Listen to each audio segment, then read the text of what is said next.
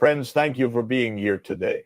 What if I told you that one of the world's most successful retailers has a $0 advertising budget, intentionally limits its product selection, and makes most of its profit not from selling goods, but from a simple membership card?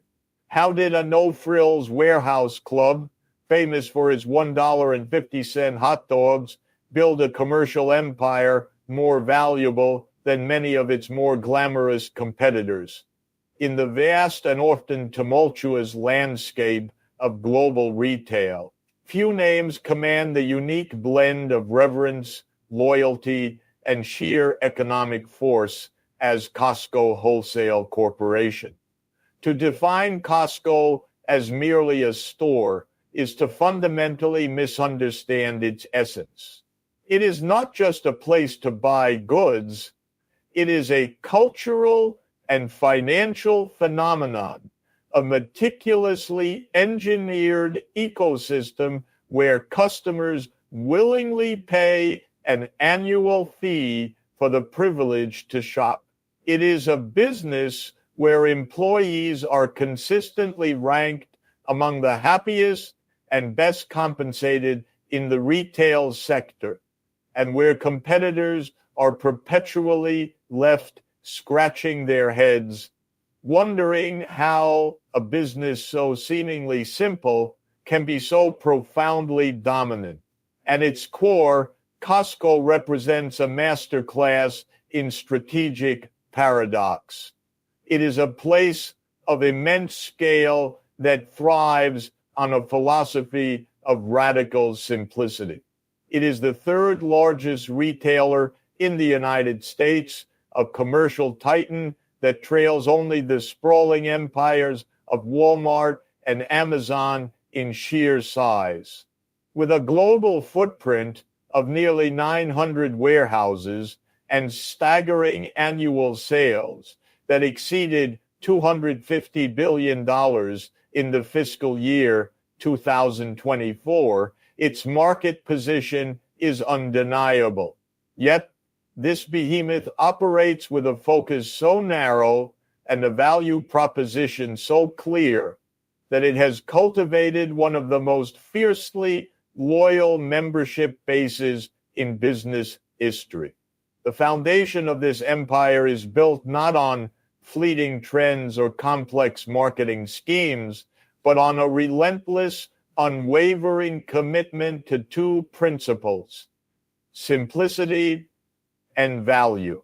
Within its cavernous no-frills warehouses, one can find a dizzying array of products, from brilliant diamond rings commanding tens of thousands of dollars to enormous packages of bulk deer meat, all existing under the same roof. This curated chaos is by design, creating an environment where shoppers consistently leave with far more than they originally intended to buy. But perhaps nothing encapsulates the Costco ethos more perfectly than its most iconic offering, the $1.50 hot dog and soda combination. This is not just a cheap meal. It is a sacred pact with the customer. The price has not changed a single cent since its introduction in 1985, a steadfast symbol of the company's promise of value. Selling over 130 million of these combos each year, Costco demonstrates that its commitment to the customer is not just a talking point, it is an operational mandate, even if it means selling a flagship product at a loss to preserve trust. In an industry defined by razor-thin margins and cutthroat competition, Costco does not simply operate, it dominates. The story of Costco is, in many ways, the culmination of decades of retail experimentation, a lesson in learning, iteration, and rebellion against conventional wisdom. While the first Costco warehouse opened its doors in 1983, The DNA of the business can be traced back nearly 30 years earlier to one of retail's most influential and yet underappreciated figures, Sol Price. His impact was so profound that Sam Walton, the legendary founder of Walmart, famously admitted, "I stole more ideas from Sol than anyone else in my business career." This was not hyperbole. The creation of Sam's Club was a direct result of Walton learning the ins and outs of the warehouse model from Price himself. Sol Price, originally a lawyer by trade, possessed a visionary's ability to see beyond the established norms of retail. In 1954, he purchased a warehouse in San Diego, California, and began exploring new business concepts. He drew inspiration from a burgeoning enterprise named Fedco, a membership-based store that sold discounted goods exclusively to federal government employees. When his proposal to collaborate was declined, Price decided to refine the concept and launch it himself. The result was FedMart, a store that offered goods at rock-bottom prices but required a membership fee to shop, a groundbreaking idea that laid the foundation for the entire warehouse retail industry. Price's legal background proved to be his most powerful tool. At the time, so-called fair trade laws made it illegal for retailers to sell goods below a manufacturer's stipulated price. The term discounter was almost a pejorative, implying a business that was undercutting this mandated pricing structure. However, Price identified a crucial loophole. These laws only applied to retailers open to the general public. He reasoned that a members-only club was, by definition, a private entity. This legal masterstroke allowed him to sidestep the regulations and offer prices that his competitors simply could not match. FedMart's success eventually led to it going public, and in 1975, its acquisition by a German retailer. The new owners had a different vision, and the resulting conflict led to the unceremonious ousting of both Sol Price and his son. Enraged and motivated by a desire for vindication, Price resolved to start over and perfect his model. In 1976, he launched a new venture called Price Club. Initially, it was limited exclusively to business members serving restaurants, gas stations, and other small stores. It was within Price Club that another key figure emerged, Jim Sinegal. Having worked under Price for years at both FedMart and Price Club, Sinegal was instrumental in advocating for a slight but revolutionary shift in the business model, opening membership to general consumers who were not part of a small business. This change would ultimately alter the trajectory of warehouse retail forever. Sinegal, who began his career bagging groceries for Price, rose through the ranks to become an executive, mastering every facet of the operation. While Sol Price was the architect of the warehouse concept, Jim Sinegal was the builder who would take that blueprint and construct an empire. In 1983, Sinegal teamed up with a lawyer named Jeff Brockman to found Costco in Seattle, Washington. For a decade, Price Club and Costco operated as formidable competitors, each honing the warehouse model. Finally, in 1993, the two retail forces merged, initially operating as Price Costco. By 1997, the name was streamlined and the company as the world knows it today, Costco was officially born, carrying forward the legacy of innovation, disruption, and customer centricity that began in a San Diego warehouse decades earlier. Costco's business model is a masterclass in how to operate differently while achieving unparalleled success. It is a system built on several counterintuitive pillars that work in perfect harmony to create a self-reinforcing cycle of value, loyalty, and profitability. The most critical and often misunderstood aspect of Costco is that it is not primarily in the business of selling goods, it is in the business of selling memberships. The products on the shelves are the reward for membership, not the primary source of profit. This is starkly evident in the company's financial statements. In fiscal year 2024, of the company's impressive $7.36 billion in net income, a staggering $4.8 billion came directly from membership fees. These fees, which account for only about 2% of total revenue, were responsible for more than half of the company's entire profit. This is a brilliant and subtle strategy. By charging an upfront fee, Costco accomplishes two things. First, it creates a powerful psychological incentive for customers. Having already made a financial commitment, sunk cost members feel compelled to shop at Costco to get their money's worth. This locks in customer loyalty and drives repeat business. Second, this steady, predictable stream of high-margin income gives the company the financial stability to operate on razor-thin margins on its products, reinforcing the value proposition that keeps members renewing. The result is an industry-leading membership renewal rate of over 90%, a figure that subscription-based businesses of any kind can only dream of achieving. This successful membership model allows them to do something that goes against every conventional retail instinct.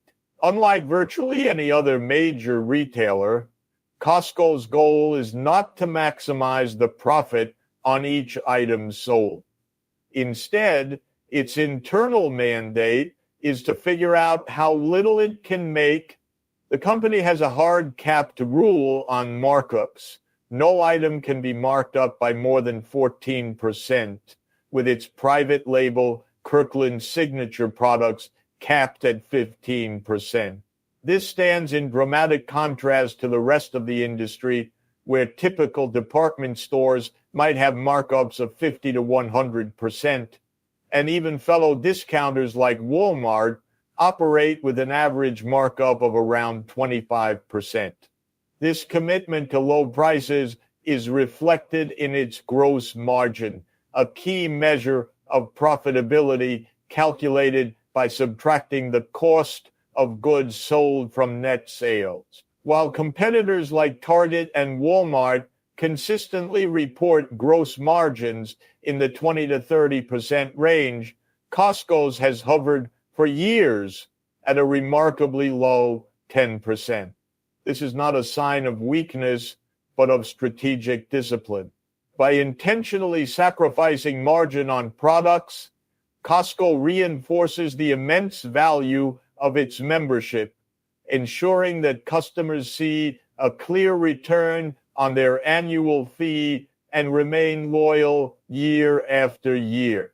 Costco's operational model is a case study in the power of less is more.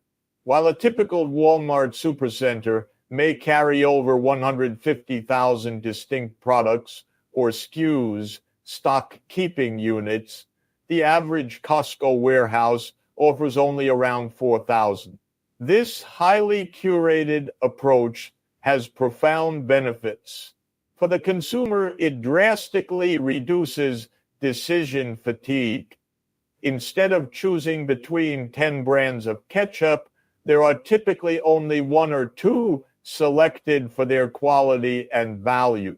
For the business, this limited selection allows Costco to buy in enormous quantities, giving it immense negotiating power with suppliers and driving down costs. This leads to another key operational advantage: incredibly high inventory turnover. Costco sells through its entire inventory, on average, over 12 times per year, far outpacing Walmart at 8 times and Home Depot at just 5 times. This rapid turnover, combined with strategic purchasing agreements where suppliers are paid on terms like net 30 days after receiving the goods, creates a negative cash conversion cycle. In simple terms, Costco often sells its products to customers and collects the cash long before it even needs to pay its suppliers for those same goods. This effectively allows the company to finance its operations with its suppliers' money, minimizing its reliance on debt and further streamlining its business. But the efficiency of the business model is only part of the magic. The other part is the customer experience itself, because walking into a Costco is an experience unlike any other in retail. The no-frills, industrial aesthetic, the towering steel shelves, and the seemingly random assortment of goods all contribute to what is known as the treasure hunt. The inventory is constantly changing. One month there might be a pallet of high-end running shoes, the next a professional-grade outdoor grill. This curated unpredictability sparks excitement and, more importantly, triggers a powerful psychological nudge: the fear of missing out, FOMO. Customers know that if they see something they like, they should buy it now, because it likely will not be there on their next visit. This is a subtle but potent driver of impulse purchases and a key factor in the company's high average transaction value. Remarkably, this powerful marketing tool costs the company nothing. Costco famously has a $0 advertising budget. It does not run television commercials or glossy magazine ads. The store itself, the experience of discovery, and the undeniable value is the advertisement. It relies entirely on word of mouth and the tangible benefits of membership to attract and retain its customers. Beyond the high-level strategies of membership fees and low margins lies a more granular, ground-level brilliance: the psychological architecture of the Costco warehouse itself. The shopping experience is not a passive activity, but a carefully orchestrated journey designed to maximize spending through subtle environmental cues. The layout, which can seem chaotic and even frustrating to a first-time visitor, is a deliberate application of retail psychology principles. There are no large, overarching signs directing you to specific categories. Aisles are long and often interrupted by massive displays. This design induces a mild form of disorientation known as the Gruen transfer, an effect named after the architect who designed the first modern shopping mall. The original goal is lost as the environment itself becomes the focus, causing shoppers to lose track of their mission and become more susceptible to impulse buys as they wander. The goal is to encourage exploration, to turn a targeted trip for paper towels into a voyage of discovery that ends with a new set of patio furniture in the shopping cart. This journey is further influenced by the company's signature merchandising technique, pallet displays. Stacking products high on raw wooden pallets instead of arranging them neatly on traditional retail shelving serves multiple psychological purposes. Visually, it screams bulk and value, reinforcing the core brand promise. It creates a sense of immediacy and opportunity, as if the goods have just arrived off a truck and are available for a limited time at a price that won't last. This raw, industrial presentation also subtly communicates a low overhead model, making customers feel as though they are getting a deal that hasn't been inflated by fancy marketing or store design costs. They feel like insiders privy to wholesale prices that the general public can't access, which fosters a deeper sense of belonging to the club. The placement of products is another key element of this strategy. Essential high-demand items, the milk, eggs, rotisserie chickens, and toilet paper that drive many shopping trips, are almost always located in the far back corners of the warehouse. This is not a matter of convenience. It is a calculated decision that forces customers to traverse the entire length of the store past countless treasure hunt items and strategically placed displays just to get to the staples on their list. The journey to the dairy cooler is a gauntlet of temptation, lined with seasonal apparel, the latest electronics, and enticing home goods. Even the most disciplined shopper is forced to consider dozens of items they had no intention of buying. This environment of discovery is made even more potent by the liberal use of free samples. On the surface, sampling stations are simply a way to introduce new products. In reality, they are powerful psychological tools. The act of receiving a free gift triggers the principle of reciprocity. Shoppers often feel a subconscious obligation to make a purchase after accepting a free bite. Samples also physically slow shoppers down, increasing their dwell time in the aisles and exposing them to more merchandise.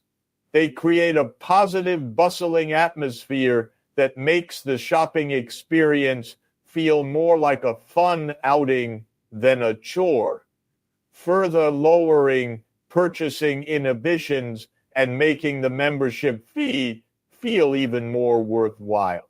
From the oversized shopping carts that make a small haul look minuscule to the constant rotation of inventory that fuels loss aversion, every element within the Costco warehouse is fine-tuned to transform a simple shopping list into an adventure in spending, proving that the company's greatest product is the carefully crafted experience of the store itself.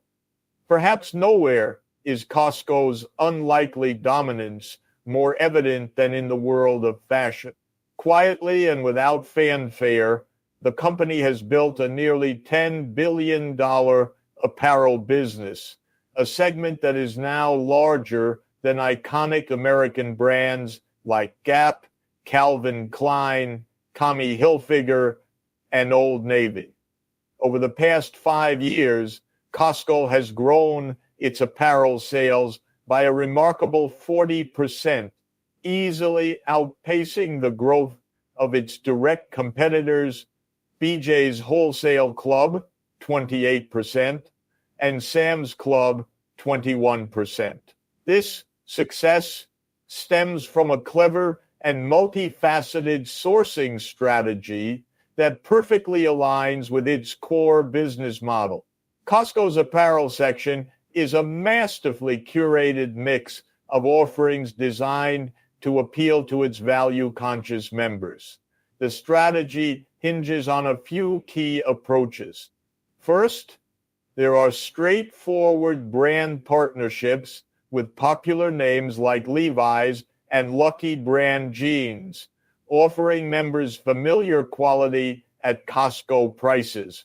Second, Costco often works with brands to create diffusion lines, products made specifically for their warehouses. These items may be slightly different from what is found in the brand's mainstream stores, allowing the brand to reach a new audience without diluting its primary retail channel. Third, licensing provides another avenue for big brands to get onto Costco's shelves. A third-party manufacturer might license a well-known name, such as Saks Fifth Avenue, to produce a line of men's apparel exclusively for sale at Costco. Finally, and most emblematic of the treasure hunt, are the opportunistic buys. Costco's buyers are constantly scanning the market for special opportunities, such as a manufacturer's production overrun or excess inventory from another retailer.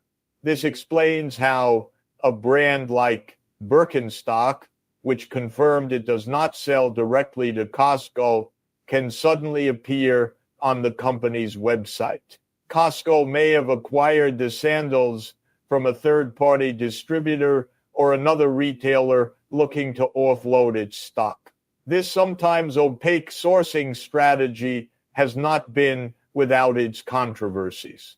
In 2025, Costco was sued by the popular activewear brand Lululemon, which alleged that the wholesaler was selling cleverly designed replicas of its signature Align pants at a fraction of the price. The lawsuit brought Costco's apparel business into the national spotlight and highlighted the very ambiguity that makes its model work. Lululemon claimed that Costco's sourcing methods led some consumers to believe that the products were secretly being manufactured by Lululemon itself as a private label item, a rumor Costco did little to dispel.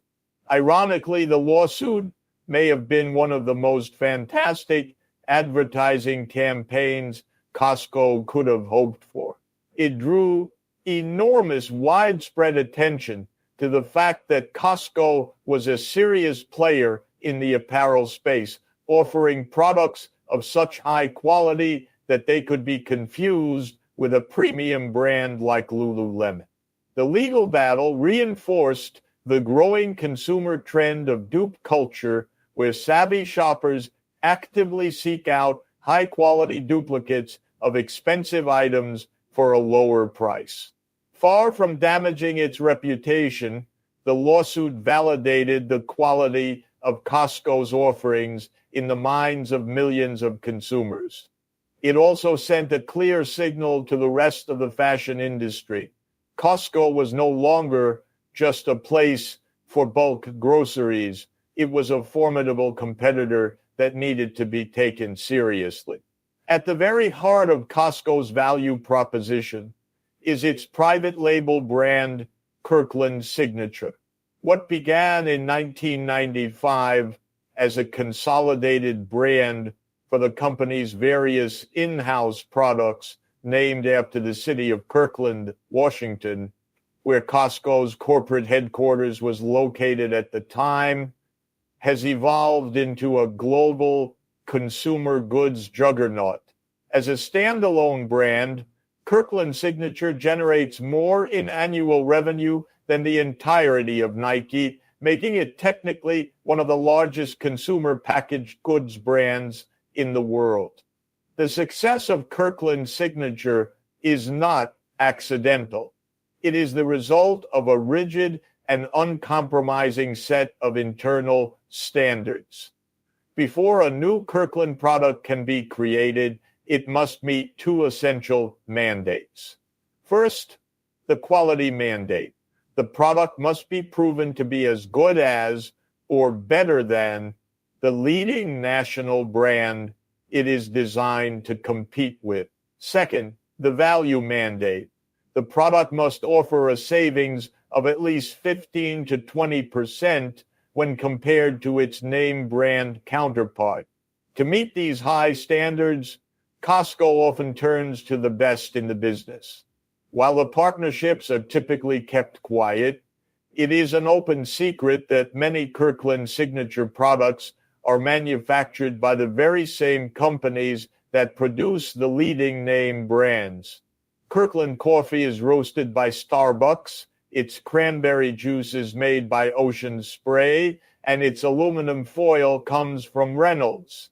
Consumers are essentially getting the exact same formula or product, just in different packaging and for significantly less money. For years, Kirkland Signature carried a reputation for being reliable and affordable, if a bit unexciting, a classic dad chic brand. However, in recent years, propelled by social media and a broader cultural shift that celebrates value consciousness, the brand has become genuinely cool. A new generation of consumers, proud of their ability to find a good deal, has embraced Kirkland Signature. Its branded sweatshirts and sweatpants have become a viral trend, worn with an ironic sense of pride. While the logo apparel business is a tiny fraction of Costco's overall sales, it has served as a powerful marketing tool, exposing the Kirkland brand and Costco's entire apparel division to a younger demographic that might have otherwise overlooked it.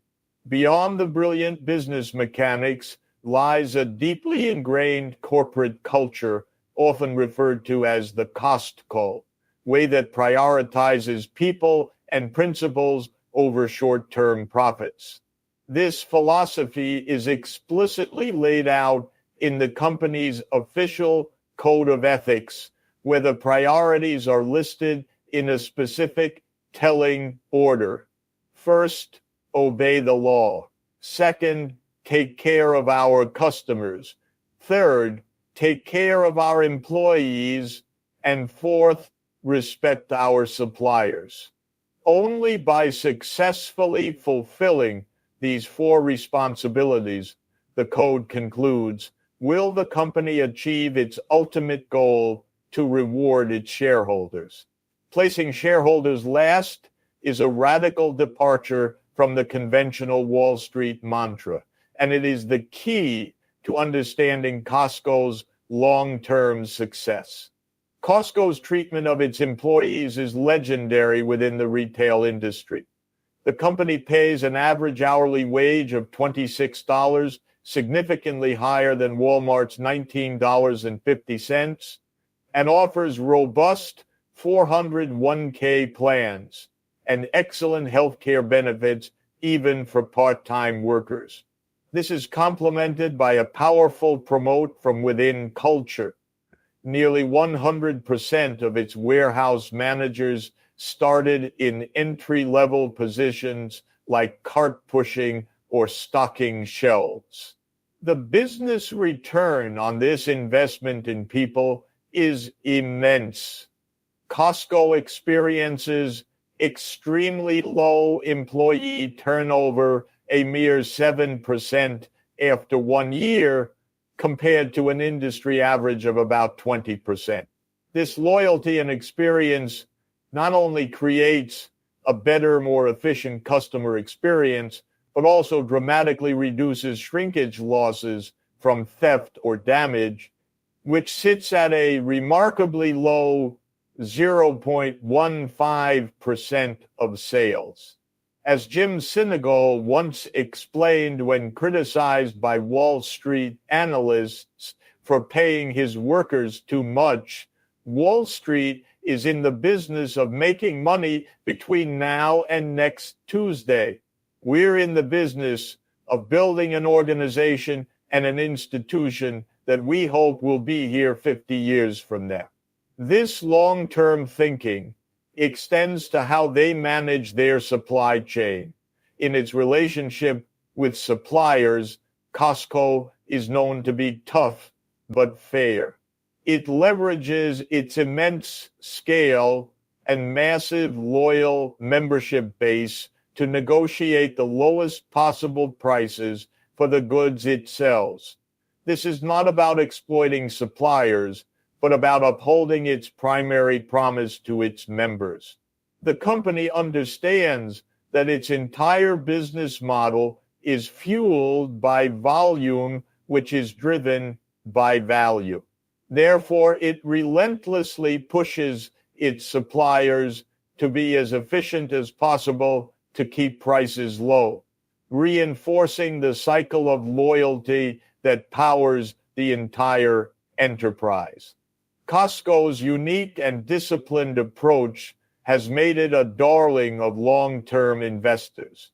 A share of its stock purchased 10 years ago in 2014 would have seen its value increase by over 600%.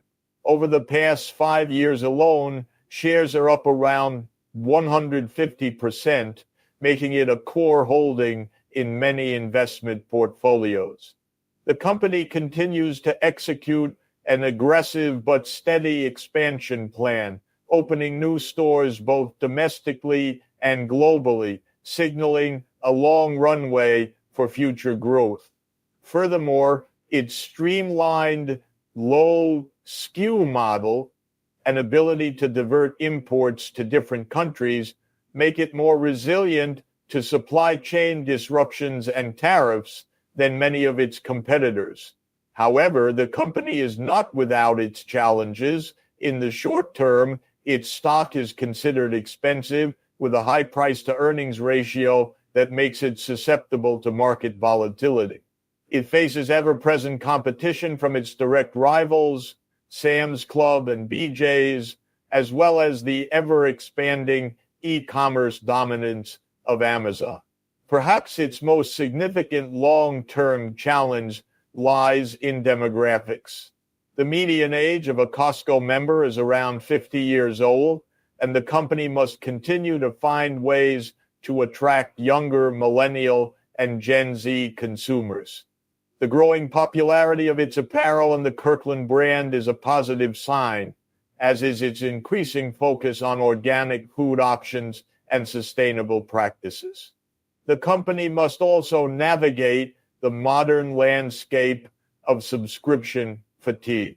Having recently raised its membership prices for the first time in 7 years and simultaneously begun a crackdown on membership sharing, Costco must continue to prove that its annual fee is one subscription that remains indispensable in an increasingly crowded market. Yet, if history is any guide, Costco's unwavering focus on providing overwhelming value will ensure that it remains not just a store, but a phenomenon for decades to come.